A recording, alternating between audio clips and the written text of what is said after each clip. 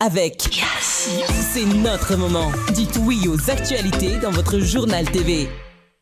Fianambidy telopolo isanjato hatramin'ny fitopolo isanjato ho an'ireo entana fanty série manomboka ny iray hatramin'ny telopolo jona. Batimax dia mirary fety sambatra ho antsika rehetra.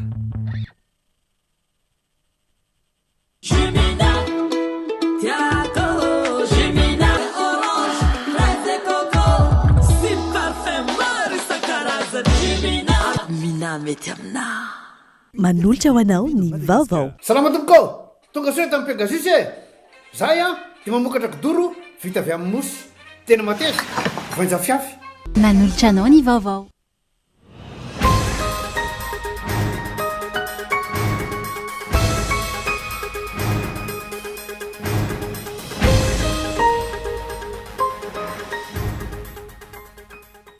Mila vavaka ny firenena ankehitriny ho ny filohan'ny fanavozana raha nanotrana sina nome voninahitra ny lamesa lehibe fanamasinana ny eveka mpanampy ao amin'ny diosezeny Morondava. Fotoana izao ilan'ny firenena ny fiangonana rehetra hivavaka ho an'ny firenena. Ndomboka pozavojamaika avokoa ireo olona misa 4 voaroiroy tamin'ny famonona ny sahala. 14 taona hita faty teny Amboanjombe Atsimondrano. Miantso ny tompona ndraiky mpanjakana anafaingana ny fanadadiana sy anome vaovao any vahoaka ny olom-pirenena. Any ivelany, ponina amina komina misy Savalo izay tsy latsaky ny 5 sy 2 alina indray no voaterina findratoerana any akaiky ny Toleda avaratry Madrid amin'izao fotoana noho ny firehetana izay mbola tsy voafehatra amin'izao. Ny antsipiri an'ireo avy hatrany ary.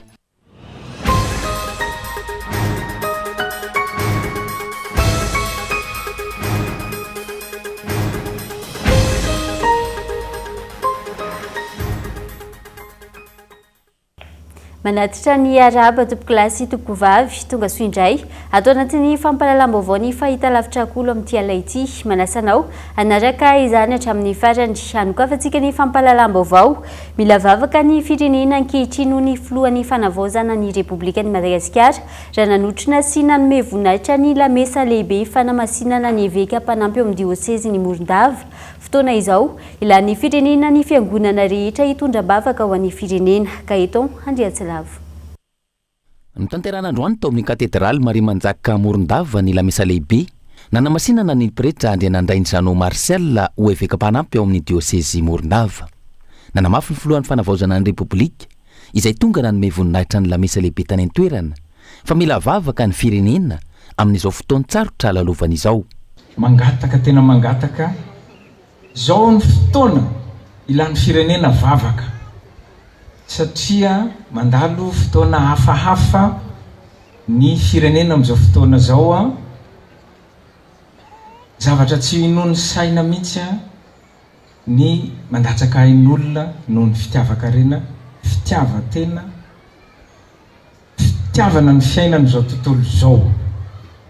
Zay ihany angatahako fivavahana ho an'ny fiangonana sy ny eglizy rehetrarehetra mivavaka mafy ho an'ny firenena malagasy.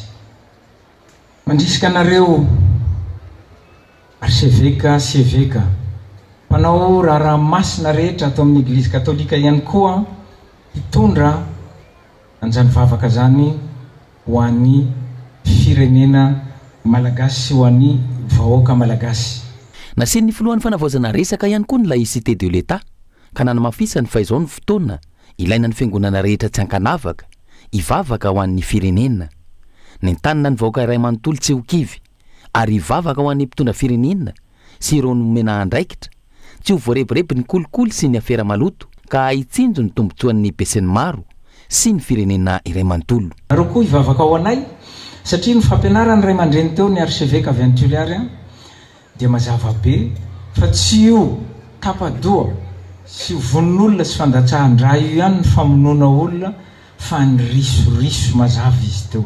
Mivavaha ao anay, mivavaha ao anay mba hatahotra an'Andriamanitra, mivavaha ao anay mba hatahotra an' Jesosy ka hatahotra ny lalàny mba tsy ho be risoriso satria ny risoriso no mamotika ny Madagasikara hatramin'izay, ny risoriso no mampahantra atsika io. Dia mbola mamerina an'izay fangatana fivavahana avy amin'ny fiangonana zay satria ao amin'ny apokalypsa, amin'ny apokalypsy toko fa raika ambyroapolo andininy fahadimy tapatapany kely ao dia milaza izy a indro havaoziko izao rehetra izao. Tsy ny asa ihany no avaozina, tsy ny tanàna no avaozina, tsy ny fomba fiasa no avaozina, fa ny toe-tsaina sy ny ara-panahy ihany koa mila avaozina raha te hiova ty Madagasikara ty. Tsy aivony, telo taona lasa izay no nisy fanamasinana evekam-panampy voalohany tao amin'ny dioseziny Morondava rehefa voatendry ho archevêque-mpanampy ao amin'ny archidiocèse-ny Fianaratsoa i Monseigneur Rakotojaonina Jean Nicolas izay evêque-mpanampy tao amin'ny diocèse-ny Morondava teo aloha. Vicaire général tany amin'ny diocèse-ny Antsirabe i Monseigneur Andrianandrainy Jean Martial mialohany na voatendry azy ho evêque-mpanampy ao amin'ny diocèse-ny Morondava izao. Toy ny raharaha latr'olona sy famonoan'olona kosa indray nidoboka ponja vonjimaiky avokoa ireo olona efatra voaroiroy tamin'ny famonoana ny sahala zazavavy 12 taona hita faty teny Amboanjobe Atsimondrano miantso ny tompony andraikitra nafaingana ny fanadihadiana sy hanome vaovao ho an'ny vahoaka ny olom-pirenena tsirairay avy ahafahan'ny olom-pirenena mandray fepetra mifanaraka amin'ny zava-mitranga eo anatrehany izao tsy fandriampahalemana izao. Rina Fitiavana.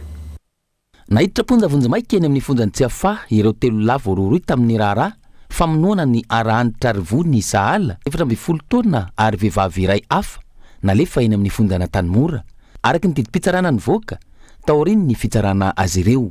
Ny aiky ny olona sasany tamin'ireo efatra voaroiroy ireo fa natao sorona ilay zaza ka antony namonoana azy araky ny fanazavana. Sahala izay tsy hita ny andron'ny 20 Jona lasa teo ary hita faty teny Amboanjobe Atsimondrano ny ampitsonio 30 Jona.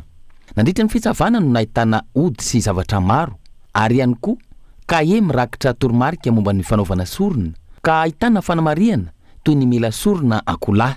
Eo ampelantanan'ny fitsarana sy ny mpitandro filaminana ny fanadihadiana momba ity alatr'olona sy fahaverezan'olona ity izay misy 30 ny raharaha fahaverezan'olona efa tonga eny amin'ny fitsarana manerana ny nosy ka ny 20 amin'ireo no efa niakatra fitsarana raha nitatitra farany nomen'ny ministry ny fitsarana. Eo ampiandrasana ny valiny zany mianto ny vahoaka rehetra samy andray fepetra hanamafy ny fisorohana ny fiarovana ny ankizy amin'izao tranga tsy fandriampahalemana misy eto amin'ny firenena izao. Misy mety tsy ambaratelo ny fanadihadiana misy antony ny fitsarana na mitandro filaminana mety mbola tsy mamoaka izany nefa angatahana sy mitodika amin'ireo tompona andraikiray ihany kosa omeny vaovao tokony ho avoaka aloha omeny toromarika mba omena ho an'ny vahoaka ny amin'le hoe inona ny tokony fitandremana atao. Ny tena tsy mety mantsy dia izao ny vahoaka efa ataoko hoe manana ny marary manana ny fahantrano manana ny fahasairana dia lasa mitodika mirona makany amin'ny fitsaram-bahoaka. Ny tena olona n'ilay fitsaram-bahoaka matimaty fahatany mety hifototra aminao izay zavatra satria ray voalohany indrindra tsy ara-dalàna. Ny faharoa dia satria mety misy fotsiny olona ny vondron'olona mety izy ny mpanao ratsy fa tondrony ianao tsy manam-potoana tsony ianao iarovana tena fa mandeha ny daroka mandeha ny daka mandeha ny kapoka mandeha ny rehetra dia voa tonga hatramin'ny fandoroana famonoana tompona andraikitra ianao amin'izay fotoana izay. Zany rehetra ny antony mahatonga anay manao antso aoka izay atsaro ny fanaovana fitsaram-bahoaka ny famonoana olona fa aloha ny fitsarana sy ny mpitandro filaminana nanao ny asany sy ny andraikiny fa azy zany. Olona raiky amby 70 hatreto araka izany no nahiditra ponja tamin'ity raharaha alatra sy famonoana olona ity tamin'ireo raharaha niakatra fitsarana manakorotana ny fiainam-pirenena sy mampiorooro ny fiainam-bahoaka eny anivony fiarahamonina izao tranga halatr'olona sy fahaverezan'olona izao ka mila mafisina trano ny fandraisan'ny fitondram-panjakana sy ny fepetra raisina hamongorana ireo tomponantoka ao ambadika izao raharaha izao. Tokony hafainganana ihany koa ny fanadihadiana sy ny valin'ny fitsarana ka hamoahana ny marina ho fata-bahoaka mikasika ity raharaha alatr'olona ity. Ilaina ihany koa ny fampitam-baovao mangarahara manoloana izao toedrarah mafana iainan'ny firenena izao so amin'ny fitoniana ihany zava-dehibe ahafahan'ny vahoaka matoky ny mpitondra fanjakana ihany koa izany ka mandrisika azy ireo iara entana namafy ny fandriampahalemana eto an-toerana. Tsiaro Asoarvelo. Ilaina ny tatitra vahoaka ny fanjakana sy ny vaovao tokana sy ofisialy momba ny fivoarany raharaha sy ireo fepetra raisina momba izao tranga alatra sy famonoan'olona izao hoy ny solombavam-bahoaka narivony mamo. Tatitra izay tsy tokony fototra amin'ny antotanisa mikasika ireo olona hita sy very ihany fa aneo ny vokatry ny fanadihadiana ihany koa. Mamikorotan-tsaina ny vahoaka ny tsy fisian'izay tatitra mangarahara izay ka mety hampalaina azy ireo ihany koa hiara hitolona ho amin'izao ady ombonana amin'ny raharaha mafana eto amin'ny firenena izao.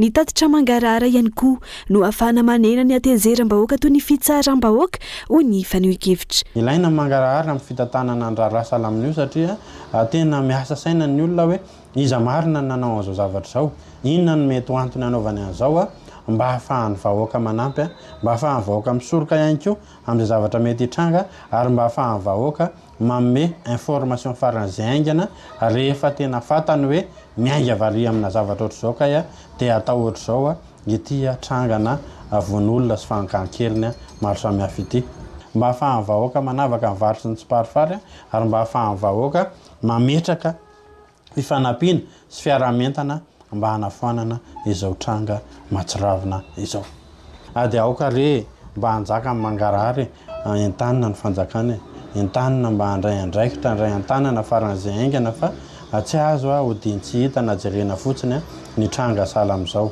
ankilany tokony ho alavirina amin'ny tranga toy izao ny fitsaram-bahoaka raha tiana ny voan'ny marina sy ahitana ny tomponantoka ho iatrany ny fanehoan-kevitra maika mihoatra ny ameana rehetra ny fandriam-pahalemana amin'izao ka fotoan'izao ilana ny fifanomezan-tanana eo amin'ny mpitandro ny filaminana ny fitsarana ny vahoaka ary ireo tomponandraikitra voakasika rehetra lafombaovao hafa kosa indray efa voarakitra ao anatin'ny lalam-panorenana ny fitovian-jo eo amin'ny lahy sy ny vavy saingy mbola tsy tantaratra ny fampiarana azy eny anivo ny fiarahamonina ho fanatrarana izany tanjona izany araka izany nankatoavina ny didim-panjakana momba ny fitovian-jo eo amin'ny vehivavy sy ny lehilahy eto Madagasikara ho an'ny taona 2024 sy 2024 ontso fifaliana na dia efa voarakitra ny lalam-panorenana azy fa mitovy zo ny olona rehetra ary misitraka ireo zo fototra arovalalàna tsy misy fanavakavana mifototra amin'ny mahalahy sy mahavavy mbola hita taratra fa vitsy ny vehivavy mandray anjara eny anivon'ny fiarahamonina ary mbola betsaka ihany koa ireo sakany ara-kolontsaina sy ara-tsosialy manakaka anazy ireo tsy azo tombontsoa mitovy amin'ny lehilahy hita taratra izany eo amin'ny sehatry ny fanabeazana sehatry ny asa ny fandraisana andraikitra maro samihafa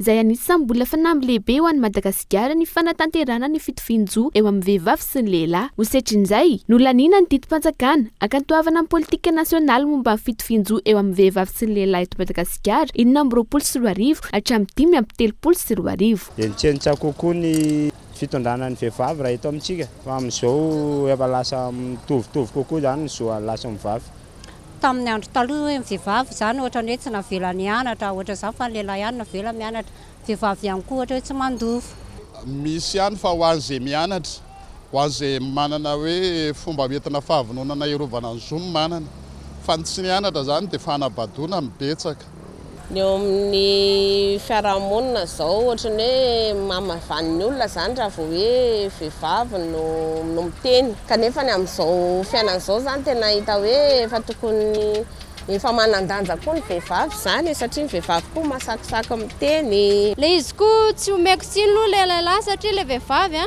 tsika zao amin'ny fitafintsika dia efa tsarain'ny olona tsika dia normal be raha misy mpanolana sy ohatr'izany antinaina fa izy fandrosoana bebe kokoa amin'ny fandrosorana ireo sakana tsy isitrany vehivavy ny zony sy ny fahafahany mandray anjara amin'ny fampandrosoana ny firenena ny fandaniana ny didim-panjakana toy itony tsy izany ihany fa tafiditra ao anatin'izany koa ireo olona manana fahasembanana tsy isiny ny fanelikiliana dia lafombaovao ihany koa no entintsika vetivety misento anatin'ny doka fohy ndahoary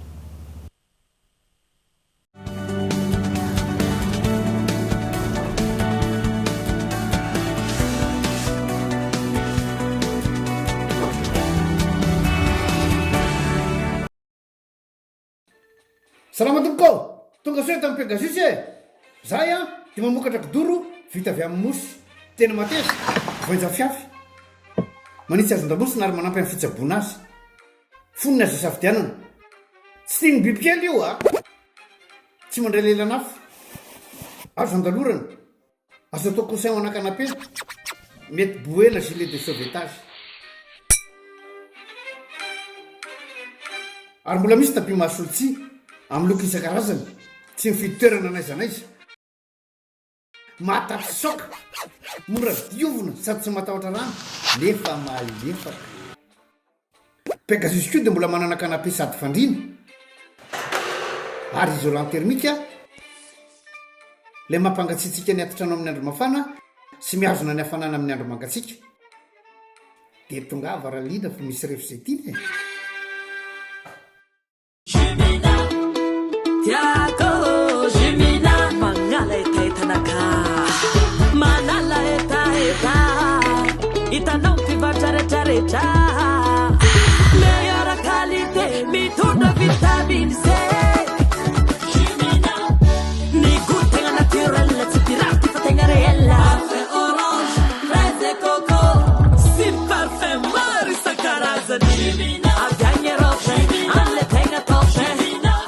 mety amina. T'es pas prêt? Avec First Prestige de Yas, profite d'une giga promo. T'as 400 SMS, 30 000 arrières d'appel, 10 minutes vers l'international. Et maintenant, 15 gigas de net. Oui, 15 gigas au lieu de 1 giga. Et c'est toujours à 30 000 arrières. Appelle vite le dièse 322 étoile 93 dièse ou va sur ta super app Yas et moi. C'est jusqu'au 31 juillet seulement. Yes.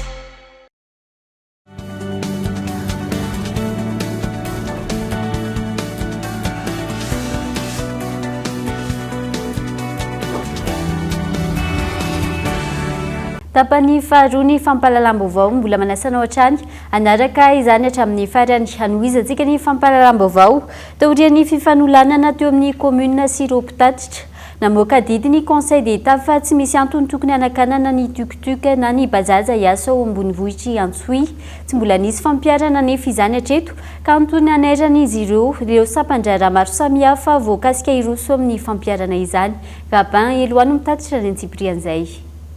Miandry ny ampiarana ny didy manome alalana azy ampiasan'ny tuk-tuk na bajaj ho fitaovam-pitaterana ao Antsohihy ambony vohitra ny fikambana fitaterana bajaj Antsohihy na ny FFBA. Efa nandray fanapa-kevitry ny nankatony ampidirana azy io ao an-toerana filan-kevitry ny tanàna ny taona 2024 saingy no laviny be ny tanàna izany ka nampiakatra ny raharaha tany amin'ny tribunal administratif ireo mpitatitra. Hita moa ny fitsarana avy tany resin'ny commune. Rehefa resin'ny commune dia nampiakatra appel izy tany amin'ny conseil d'état reze izy fa tsy maintsy manatanteraka ny didy lay tany Mazenga. Talandrona zay rehefa nahazo le extrait avy taty Antananarivo sy le didy nomena ambaratonga zay tokony omena an'ilay didim-pitsarana sy lay extrait avy eo tsisy nandray andraikitra na nyray ary zavatra ny tapahan'ny conseiller ny délibéré ny conseiller nahazo contrôle de légalité nefany tsy omeny madame le maire fakatoava nefany reo zavatra anankiroa reo misaraka tsara aray mpanapa-kevitra aray mpanatateraka. Miantso ny tompona andraikitra isan'ambaratonga izay voakasika amin'ny tiraraha ity araka izany ny FFBA hatreto tsy mbola nampiarina ny didim-pitsarana ary tsy mahazo mampiasa na amin'ny filany manokana ny bajaj hoy ireo manana izany ao Antsohihy. Famia maro amin'izao fotoana ireo mpanakanto misy hatramin'ny hosodoko eto Madagasikara mitomby ihany koa ny fahalinan'ny olona sy ny fanjifana ny sanganasa raha oharina tamin'ny taondasa na izany mbola olana hatreto ny tsy fananany Madagasikara toerana manokana ho an'ireo mpanao hosodoko fa ihany koa ny tsy fampiny sy ny fahalafosany izany fitaovana ampiasaina amin'izany eto amintsika raha ny fitarainana nareo ary ny makasika izay. Zavakanto iray ahafahan'ny olona maneho hevitra fihetseham-po tantarana zavatra hitany amin'ny alalan'ny loko apetaka amin'ny lamba na toile, taratasy, hazo na rindrina fa ihany koa sehatra lehibe ampiasain'ny firenena mandroso manampy amin'ny fampiroboroboana ny kolontsaina sy ny toe-karena ny hosodoko.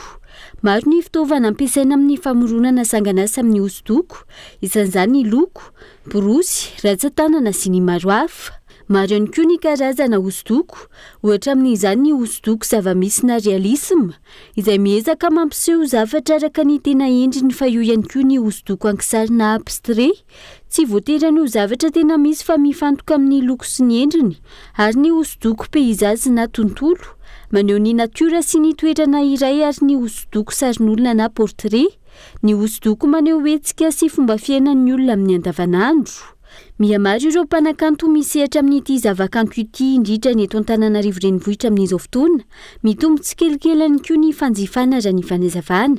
Ny firoboroboana aloha tena efa hoe hita hoe miroborobo satria ny anaovako an'izay tamin'ny voalohany ny vahiny ihany tena mandray izy fa tsika amin'izao tena fa adisan'ny tena mpanjifa mahafatrapo koa ny malagasy. Misy ihany koa ny vahiny manjifa ny resaka hoe hosodoko fa fotsiny misy karazany le izy rehefa hoe tableau anatina exposition dia matetika vahiny no mpanjifa. na eo azy izany tsy mbola manana toetrana manokana ho an'ny mpanao hosodoko hatreto i Madagasikara antony angatany ireo mpanakanto mpisehatra ny amin'ny tokony sy ny galeria na fohy be fanofanana ary etsika bebe kokoa ahafahan'ny tanora maneho ny talentany sy ampiroboroboana ny hosodoko eto an-toerana. Miroborobo ny teknôlôjia indrindra ny intelligence artificielle amin'izao fotoana ka mila mitandrina ny tsirairay. Saingina izany tsy afaka manolo tanteraka ny asa tanana sy ny aingam-panahy ny mpanakanto izany kanefa azo ampiasaina ho fitaovana fanampiny raha ny fanazavana trany. Tsisy olana mihitsy satria rehefa tena hitady ny ary ianao tsy ho any amin'ny resaka intelligence artificielle mihitsy no andeha fa ny olona zany mahafantatra tsara ny zavatra tadiaviny dia tsy maninona mihitsy ilay izy mahaleo tena tsara. Afaka atao foana ny intelligence artificielle dia afaka atao foana ny asa tanana. Tsy mahita hoe olana amin'ilay izy satria ny resaka hoe asa tanana afaka hoentina mivelatra amina lafiny zavatra be da be. Ohatra fotsiny zao misy ny zavatra hoe vita amin'ny asa tanana fa tsy vita amin'ny ordinateur mihitsy. Mahasamihafa ny atao hoe zavatra vita amin'ny asa tanana le expression fitoviana mety hoe vita an'le ordinateur fa le expression iny tanana no mamoaka anazy. Ohatra hoe manao sarin'olona ianao portrait ataonao le sarin'le olona hita fotsiny hoe mitovy fa mety tsy tafavoaka le hoe mitsiky le sary eo na hoe olona masika io vao jerena le expression iny dia zay zao dia efa isan'ny ray hoe tsy afaka atao amin'ny resaka hoe ordi. Mandidina ny roa alina sy iray hetsy ny portrait amin'ny hosodoko iray ka miankina amin'ny isan'ny sary ao anatiny sy ny alehibe ny formany fiakarany vito no hiatrany ireo mpanakanto mpanao hosodoko izay nanovana fanadihadihana. Iray hatramin'ny 2 andro kosa ny fotoana lany ho an'ny sary hosodoko commande na sary hoentin'olona iray. Adin'indray eo no lany raha olona mivatana no hanaovana sary ka miainga amin'ny aingam-panahy kosa ny tableau raha ny fanazavana trany. Misy ihany koa ny peinture atao amin'ny paysage ka miainga amin'ny fahamaina ny peinture l'huile izany miankina amin'izay ihany koa ny vidiny raha ny fanazavana trany. Fa tsy fialam-boly fotsiny ihany, asa iray mahavelona sy fomba iray hitahirizana tantara ny dihy indrindra ny dihy nentim-paharazana ankehitriny miainantsika kely ny fahalalana sy ny fampiarana ireo dihy nentim-paharazana ary misy amin'izy ireo no atahorana ho vetanteraka raha tsy ampitaina amin'ireo taranaka faramandimby. Adrahoary ny mahakasika izay.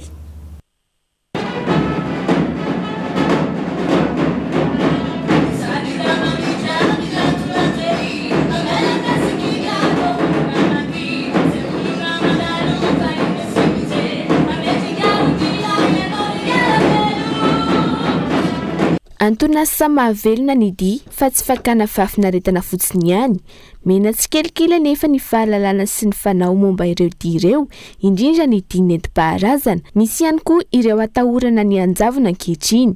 Anton'izany, ny tsy fahampian'ny mpampianatra sy ny fanofanana momba ny dihy. Ankilany, mitombo hatrany ny fiparitahan'ny dihy moderna sy ny kolontsaina vahiny ka lasa takona ny dihy nentim-paharazana. Ny tiana horesahana ao anatin'le hoe inona ny tena karazan-dihy atsika eto Madagasikara hoentina tena manana ny karazantsika eto satria ny fomba ny avy any avaratra tsy mitovy amin'ny eto mihitsy, ny dihy avy any atsimo tsy mitovy amin'ny eto mihitsy, ny eto koa tsy mitovy amin'ny any ambadika fa saingy zao nisy ny fivoarana ny fifandraisana tamin'ireo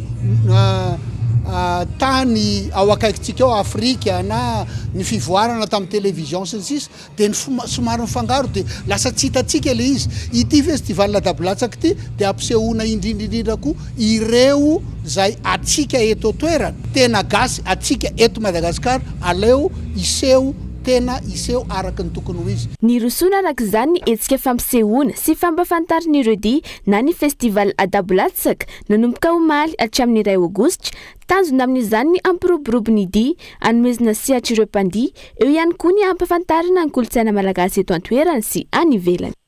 dia lafim-baovao inany koa tompoko lasy tompoko vavy no manakatona ny fampahalalam-baovao tamin'ity alina ity akasitrana fenanao nanaraka izany hatramin'ny farany.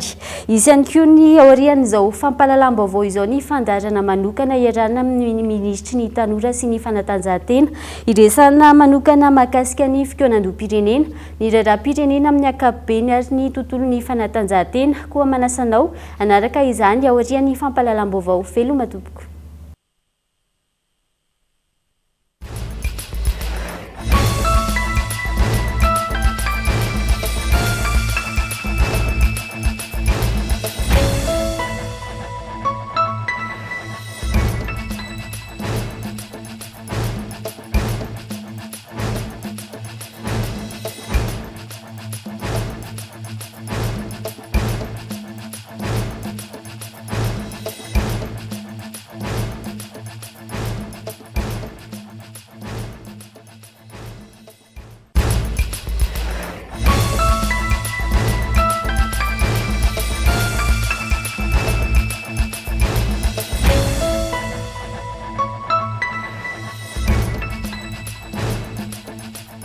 Salama tompoko, tonga soa tamin'ny Pegasus e. Zahay dia mamokatra kidoro vita avy amin'ny mosy. Tena mateza, voanja fiafy. Za présenté ny vava. Fihenam-bidy 3 isanjato hatramin'ny 7 isanjato ho an'ireo entana fin de série manomboka ny iray hatramin'ny 3 jona. Batimax dia mirary fety sambatra ho antsika rehetra.